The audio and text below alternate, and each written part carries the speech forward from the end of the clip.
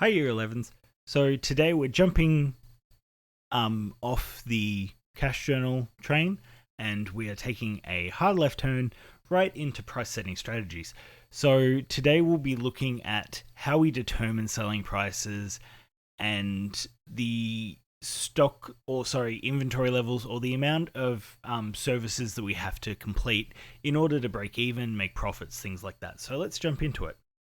In terms of setting a selling price, we always need to remember that we've got a few different strategies that we can use.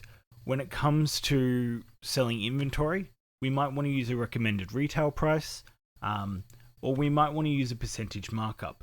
So it's important to know about these different ones, but generally, when it comes to recommended retail price, we have a price that is recommended by the wholesaler or by the manufacturer themselves. And if we use a percentage markup, we take the cost price of our inventory or our service and we add a percentage to that. We might have a different percentage markup depending on what we're selling, or we might just use the exact same markup across the entire store. We could also look at the competitors' prices and price ourselves just above or just below.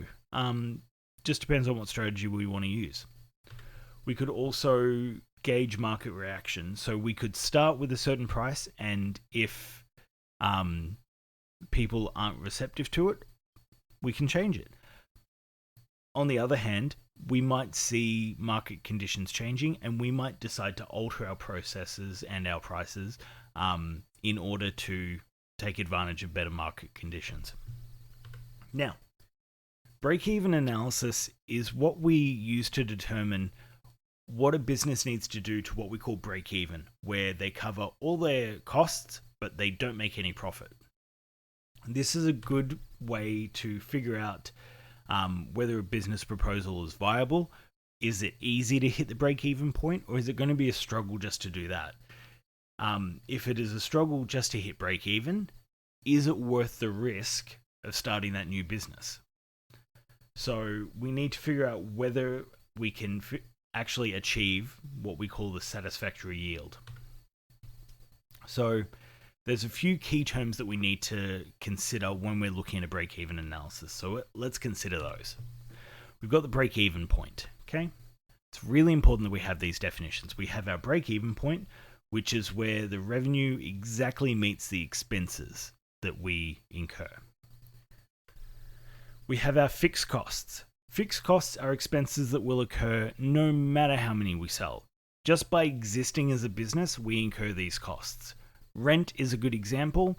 In some cases, wages will be an example as well.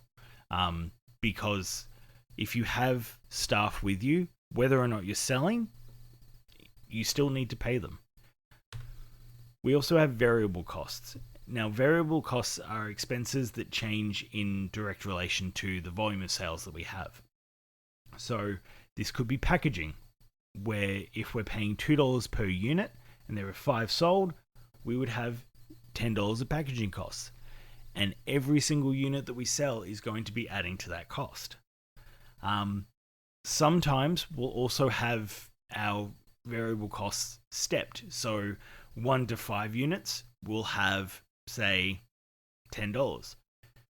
6 to 10 will be 15, and so on and so forth. So it's not always going to be an exact line. Sometimes it'll be a stepped thing. We also have the contribution margin. Now, this is what we call the amount that every item that we sell contributes beyond those fixed costs, or beyond those costs. So this is equal to the difference between the selling price of an item and its variable cost. That is how much an item contributes towards profit. So let's look at an example. If we have a selling price of $10 per unit and our variable cost is $6, that means that every single unit that we sell is going to be contributing $4 towards profit and covering our fixed costs. So let's continue this example and calculate our break-even point. So continuing on with our selling price of 10 and our variable costs of 6, let's say that our rent is $2,000 per week.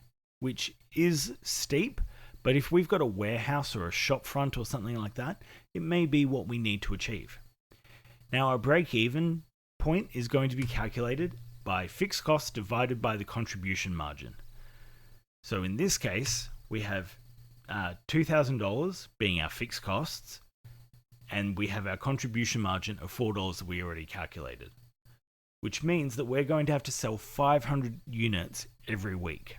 Now, depending on the business, this might be really easy or it might be really hard. If you're a fruit shop, selling 500 apples is not going to be tough.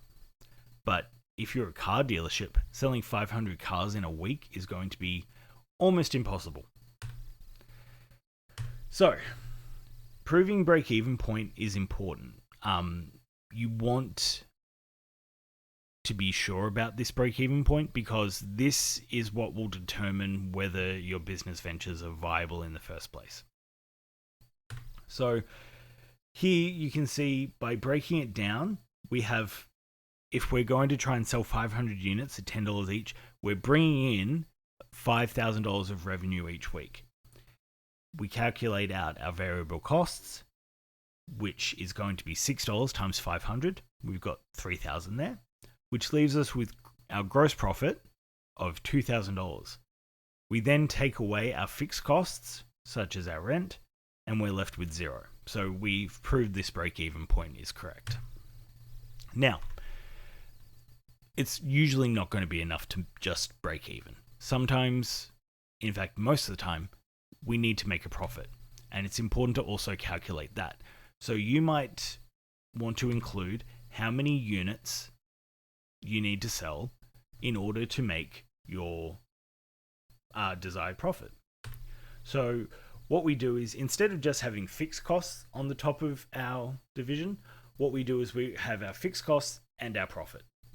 So let's consider that instead of just breaking even, we want to actually make $3,000 per week. Now, everything else is the same. Our fixed costs are still $2,000, but now we also want to meet that $3,000 of our desired profit.